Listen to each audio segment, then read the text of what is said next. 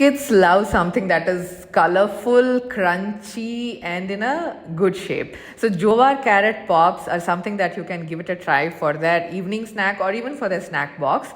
Let us see how to make this simple yet amazing, delicious one. So, carrot, I have peeled it and then I've chopped it to look like pieces, something that can be held in their hands. With water and salt, I would cook it for a while, and then I'm taking for coating jowar flour, chili powder, turmeric powder, pepper powder, and salt, adding in a little water and making a paste that will be used to coat the carrots next. So carrots are half boiled and now I will put it into this coating, and instead of breadcrumbs I'm using oats here. You can even powder oats a bit or pulse it and then coat it over.